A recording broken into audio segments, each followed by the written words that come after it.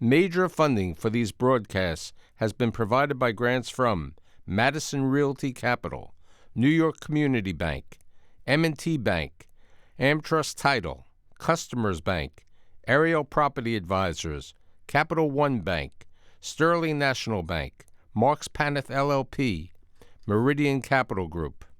Additional funding has been provided by grants from Amarant Bank, AVR Realty Company, Bank of America Merrill Lynch, Briarwood Organization, B6 Real Estate Advisors, CBRE, Chase Commercial Term Lending, Chase Mortgage Lending, Citizens Bank, Collins Building Services, CPEX Real Estate Services, Douglaston Development Levine Builders, Flushing Bank, Friedman LLP, Handro Properties Handler Real Estate Organization, Hodges Ward Elliott INC, Investors Bank, James D. Kuhn Real Estate Institute at Syracuse University, John Catsimatidis Red Apple Group, Kilroy Architectural Windows, Matone Group, Newmark Knight Frank, Optimum Window Manufacturing Corp., People's United Bank, Rockefeller Group, Rosewood Realty Group, RPW Group, SJP Properties, Stonehenge NYC,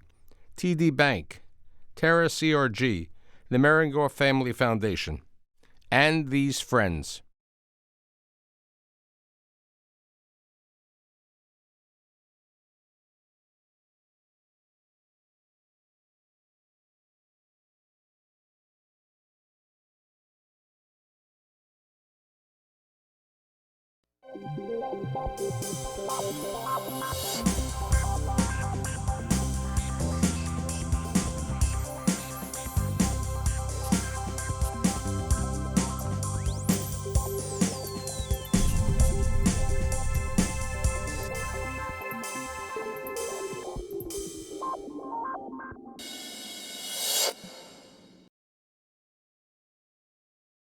It's called Newark.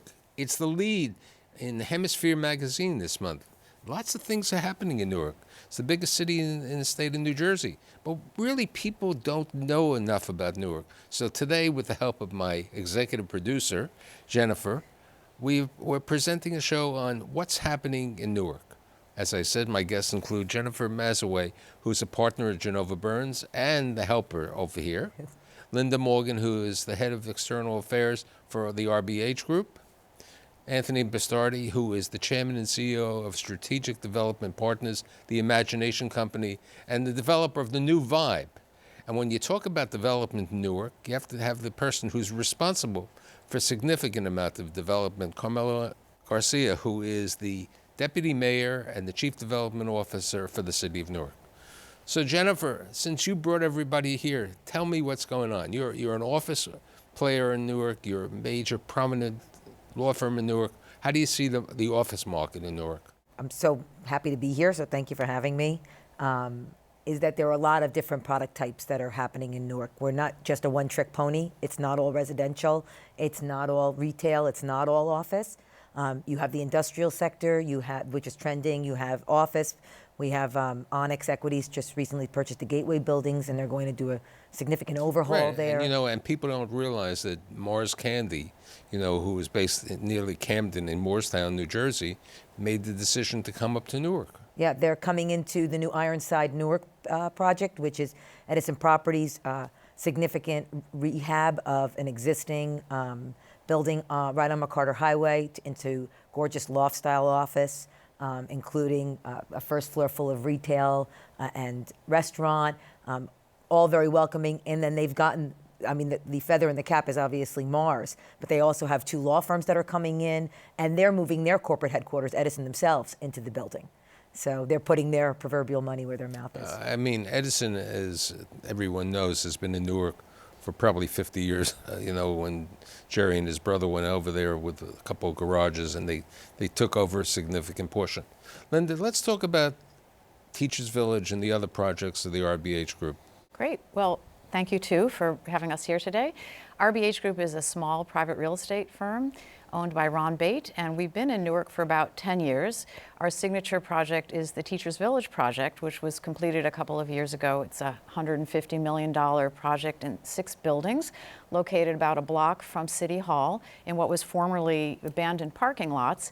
And today it houses over 300 teachers in 6 buildings. There's You have to be a teacher to be? No, it was pre-marketed to teachers because we wanted to have affordable workforce housing so teachers could live near where they work and not have to commute for long distances to come to schools in Newark.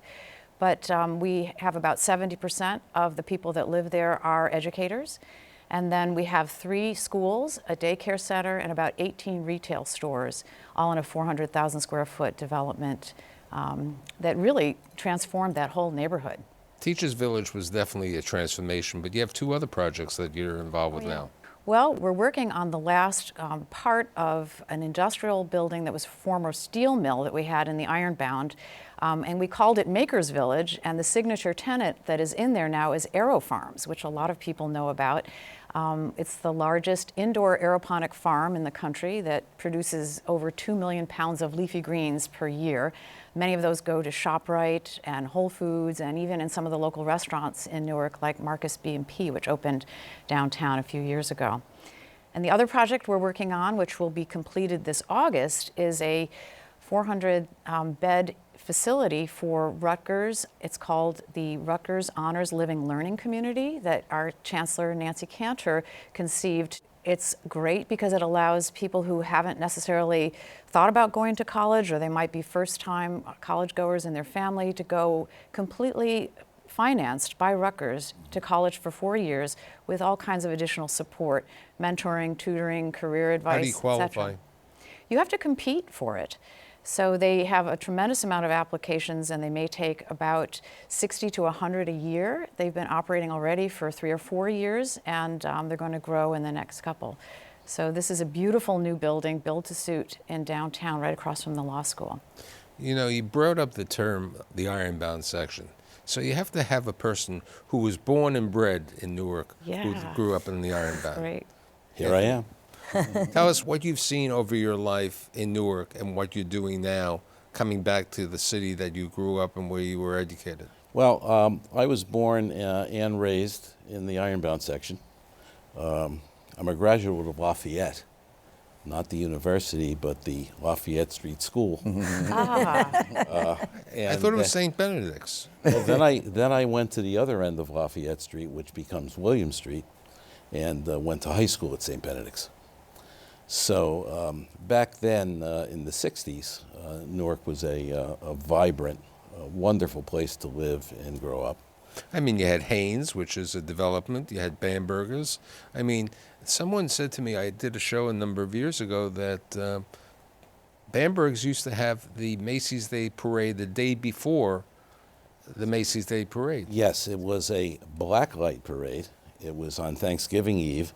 It came down Orange Street to Broad, 8, 9 o'clock at night, and all of the floats were illuminated with blacklight. Right, and you realize who made his name on that? Captain Kangaroo.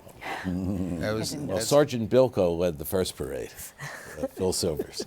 So what's going on today? How come the Jersey City guy who's developed throughout New Jersey, specifically in Jersey City, is building the Vibe? And tell me a little about what the Vibe is. Okay, well, we came back to our roots and found a wonderful piece of property in the midst of Teachers Village, right at the corner of Halsey and William, about halfway between where I went to elementary school and high school. So I thought it was poetic. And we took control of the land, and we have developed a project called Vibe. It's a high-rise, 19 floors, amenity-laden, 2 restaurants on the ground floor, about a block and a half from the Prudential Center. And we are targeting the millennial market, you know, the young professionals just getting out of either college or grad school, working either in Newark or in Jersey City or the Manhattan. We're close to all transportation. NJ Transit, the Path, Amtrak, and even the airport. I think we might be the closest thing to the airport, including Teachers Village. So here's the question. You know, all of this is only done when you have a progressive people running the city of New York and a dynamic development director. What took 50 years for the new office apartment building to take place? What's creating this developments today? What's happening that Newark has been seeing? I don't want to help his project too well. What's the vibe? What's the reason that we've seen this resurrection, as they would say, of the city of Newark? So thank you, first of all, Michael, for having me here with this amazing team. I think number one is having a progressive visionary mayor in Mayor Baraka, and him putting together an all-star team and really respecting their authorities and disciplines and saying, go out and do what you do best. So right now we're experiencing a $4.6 billion investment into the city of Newark, 11,000 units in the pipeline. And a lot of it was comprehensive planning, really intentionality through design of saying, here's how we're going to stimulate and attract those to come make the investment. We knew we had some strong natural assets, 18 minutes to Manhattan, Newark Airport, 44 million travelers a year, Prudential Arena, the MSG of New Jersey. And so we realized, not also NJ PAC, you know, the arts and culture, and giving Newark as the largest city in New Jersey, we realized that these natural assets can be converted to really attract some incredible, dynamic, vibe-based, developments. And so we started to put together this incredible strategy that was multifaceted, and we figured, building the downtown, which only had 4,000 residents, the goal was to go to 10,000 in 3 to 5 years. Right now, it's increased.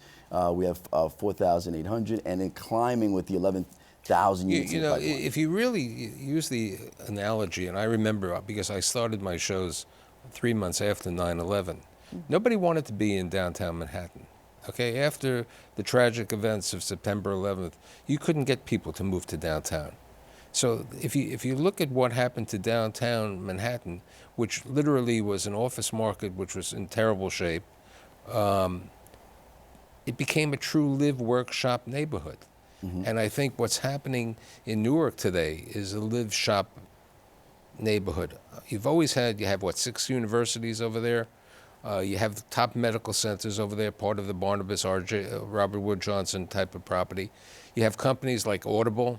You have all the law firms over there. You have, as I said, Mars over there. You have Whole Foods now. You have other type of things taking place. How hard is it, and you're a law firm, how hard is it for you to attract people to come to work in Newark today? It's actually a selling point for us now. When we moved into Newark almost 12 years ago, we were the first firm to move back into the city from the suburbs. And at the time, we were concerned about getting the personnel and getting the top-notch talent that we wanted. That is not an issue anymore. In fact, it is, as I mentioned, a selling point. We are a block and a half from the Broad Street Station, which is a 1-seat train ride into Penn Station, New York. We have the light rail. We have tons of transit options, bus. And it is one of our signature kind of attractive features when we're going out and trying to attract talent. So we don't see that as an issue. Moreover, in the last 10 years, the amount of restaurant, local shops, we got a convenience store in our building. We realized we had, come. And the city had finally arrived when we were able to support a small retailer like that in our building. When I was in Newark, at times you couldn't even find the Duane Reade. You couldn't find the Walgreens. Mm-hmm. You had a Krauser's if you were lucky. There was nothing there. But I think the administration, the mayor, and all of this has helped. I think something that we discussed before was really very important. Home ownership is available in Newark at a very reasonable price for a large development. What were you saying? We were talking about right now some of the models, which we have a neighborhood development plan, and so we have small developers building 2-family homes that you can purchase at between $300,000 and $400,000 pretty much at the market right now. And the key is that we've been giving all these city assets because the city had a lot of its own assets. We were selling land, pretty much. We did a Valentine's Day sale at one time, which, did well, but we needed to continue the momentum on that. And so we went through the neighborhood development plan, which has been very effective now in that you have these small developers, Newark-based, MBE, WBE, who are actually a part of the process and are at the table basically getting 10 lots and converting these to do ground up or to rehabilitate properties and pretty much sell them, at their cost, which is very effective. Do you have to qualify on a certain income level to buy these homes, or is it open to the general market? So it depends. Some of them you would absolutely qualify if you're getting some subsidy. You'd have to follow sort of a AMI, area median income structure. But other ones are just first-time home buyers. If you're a first-time home buyer, if you're a municipal employee, teacher, anyone can really kind of come in from the outside also and make that investment into Newark. Now, what is RBH planning to do, other projects in the neighborhood? We have about 800 units planned in something we call the Four Corners Millennium Project, which is located in 3 different buildings at the historic Four Corners of Newark. So that will be coming online in the next couple of years. Are they going to be rentals? Those are rentals. May also have hotel. They all have retail at the ground floor. And I think one thing to be aware of is that some of the reason for all of this movement downtown is reliant on zoning that changed in the early, like 2010 and beyond, whereby historically there was not an allowance for residential to be built over retail in restoring some of the old commercial buildings downtown. But that changed with the Living Downtown plan. That was an early impetus. What is the Live Downtown plan for my audience? The Living Downtown plan was done in the last administration by the planning director working with Skidmore, Owings, and Merrill to create new zoning to encourage people to come and live downtown, to encourage development that allowed for walkable city, had retail pinpointed in certain corridors, which has all come to fruition in the last few years. So that was an early catalyst. The other thing that's happening in Newark is there's a huge tech presence now. We have Newark Venture Partners here. We're wired for excellent cable. I think you have one of the best wiring Absolutely. in the country. Fastest in San Francisco, fastest, wicked right. fast. Yeah, and there's all of these co-working spaces that have come into Newark, so people have really got the message. This is a hot place to be, and with, as Jen was mentioning, the new restaurants and so many cultural institutions that's unparalleled in the region, the Newark Museum, WBGO, small art galleries like Gallery of Faro, the Grammy Museum, NJPAC. It's just, there's a lot to do. And people don't realize that some entertainers are getting involved in Newark. We were talking the Shack. Yeah, we have the Shack Tower, The which Shack is Tower is what, a 23-story tower, one of the first. Queen Latifah. 50 years. Yeah, Queen Latifah is doing an affordable project in Blue the Sugar. neighborhood. At least About 100 one. units. It's 100 units. And you have some other celebrities, who are looking into Newark right now. We have the Nina Simone, home that's actually a 28-unit project that's going to be incredible as an anchor, catalyzing the Artist District corridor on Clinton Avenue, which is pretty exciting. What's happening in your hometown, the Ironbound section? Is there development taking place? I think there is. I'm not involved with developing the Ironbound. No, but I'm saying in general. Yeah, and the city's updating their zoning there too, to Linda's point earlier about how the city can help really foster that development, and the zoning is one really important way to do that. How important has the Grow New Jersey helped the city of Newark and the other incentive programs?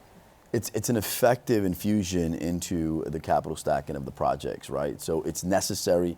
A lot of the redevelopers, who are putting together their dollars are relying on that. So it's needed. We have to have it, and I think it's something that moving forward will continue to be a stimulator in it. Yeah, in particular in the office market, which is what you were kind of led the show out with, because the Grow New Jersey, it rewards companies for bringing jobs to the city. Right. I mean, when you take the Grow program into effect, your rent goes down to like $10 a foot in many cases over there because of the significant amount of money that's enhanced within the community. And that money comes in the form of a tax credit. Right. So the developer is spending the money on the upfront because they have to do significant renovation and they have to invest dollars to bring the jobs. What's happening now in hospitality in Newark? I remember a couple of years ago when the first Flag new hotel opened up after about 40 years. There's a lot Yeah, going the on. Trip Wyndham We just just recently opened opened up. up the Trip, which was phenomenal. And then you have 5 other hotels that are scheduled. Pistana is going to be coming to Newark, which is the Cristiano Ronaldo venture. So that's the RX-7. And we have Hilton, who's also opening up this year, 2 actual hotels. So it's booming. It's definitely sizzling right now. And our Convention and Visitors Bureau just put out the first visitor's guide to Newark, and also reports that hotel stays are up 4% this year. There's a lot more conventions coming in. Audible is doing something. We have the NJ PAC also has all kinds of folks coming to, try out for major shows. Something which people say, people didn't know what Long Island City was until Amazon. People really didn't understand the true benefits of Newark until Amazon. Even though you didn't win the beauty prize over there, Newark was in the competition for the top 10 markets. So I think that was a combined effort of a lot of business people and the community and everything else. What was the plans for Amazon? Where was the development going to take place? So it was a great validation. I mean, there were 3 sites that they had zeroed in on. RBH also was one of them. And, because they've been one of the pioneers to their credit. And quite frankly, the other 2 sites, which was on the waterfront, which they see the investment that the city was making, a public investment of $100 million between the riverfront, having a 3-mile walkway that's going to be completed in the next 3 years, and then Mulberry Commons, which is 3 acres of a world-class signature park across from Prudential Arena. They looked at one of those in their questioning was, what's your nature like? That was one of the things. They used 4 sort of measures in their criteria to narrow down the cities. And one of them was nature, because a lot of the millennials, they realize, are into that sort of zenful open space environment, and that's what they wanted. Let's talk about Mulberry Commons. That's an interesting project, right? Yeah. Well, Mulberry Commons has been a key focal point even since Prudential Center came online. It's going to bridge the gap, bridge the distance between Prudential Center and Penn Station, Newark. It also is right next to the Ironside Newark project. It's park. It is open air cafe. I mean, the ideas there are both passive and active opportunities for people. So for our visitors that are coming to go to Prudential Center, it's an amazing amenity. For our employees that are in the city and also for our residents, it's also an amazing amenity. And there'll be a walkable bridge from Mulberry Commons over Amtrak and landing in the Ironbound, where there'll be an extension of the park. Now, what's happening? Wasn't there a plan for the redevelopment also for additional airport space near Newark? So we are working on an Aerotropolis concept, and the PAT station that eventually will be positioned over on Frelinghuysen Avenue in the South Ward that will lead you right into the airport. So that is absolutely going to eventually happen.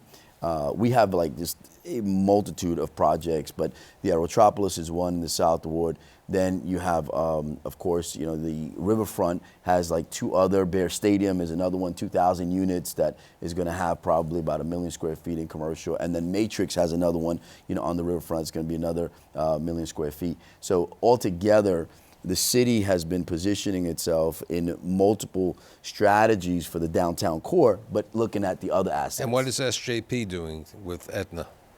Where are they developing? They're on the Westinghouse site right next to the Broad Street station that services New York City and all of the suburbs to the west. So what's interesting about Newark is it has 2 major train stations, and you can walk from downtown to both of those within 10 to 15 minutes. So this is an area that was historically the Westinghouse factory that's been taken down, and SJP and Aetna are working together on a major development there of housing, retail, office. Let's talk about retail. What's happening? I know Whole Foods opened up, other stores opened up in the L&H, and you are over. We have 2 large restaurants planned for the base of Vibe, each about 250 seats. We're in conversations now with about a half dozen restaurant operators, some national, some local. And I think Mulberry Commons has 1 or 2. Edison has planned for a number of restaurants to open right onto the Mulberry Commons Plaza, and then you have what's happening on next to the Prudential Center itself on Market. You have chain retailers, you have more local, so a nice mix. And then, I mean, Linda can talk about what's coming into We have Teachers 18 Village. stores at Teachers Village, which are 2/3 leased at this point, and a lot more will come on this summer. Mostly locals, or? And right, it was owned and operated by local entrepreneurs, some of whom already had a store in Newark or Harlem or in the region, and have come, and we've worked with them to help build out their spaces and work with them on financial plans. And so there's a nice range of folks, from small gym to a dance school to a children's dentist to banks to Tony's Minis Cupcakes. It's a nice mix. And we have right now also Burlington's coming to Newark. I was going to bring that up. Which absolutely now has had H&M and Old Navy have conversations with us. You have Marcus B. Pease, who own a Red Rooster, and in Harlem, and then you have right now Gallagher Steakhouse is coming into One Theater Square, which is another big project that just got completed across from NJ Pack. And then you have Blink Fitness and a few others. LA Fitness is coming now. So it's absolutely happening, and we continue to basically originate different opportunities and deals there that are going to bring more national retailers. You know, Newark is, apartment-wise, Newark's are significantly less than Manhattan and Brooklyn. Jersey City, it's also less expensive. So it's an alternative, and it's truly a transit-oriented development because you have all the transit, okay? You have the Penn Station, and you also have the Path. I don't want to make you feel great, but the vibe and everything is taking place in Newark. And I'd like to thank Jennifer for bringing this group of dynamic people today. And I promise that in a couple weeks we're going to do an update on that. So Great. I'd like to thank Jennifer, Thank you. Linda, Anthony, and Carmelo, and I'll see you next week. Thank you for Thank having you. us. Thank you.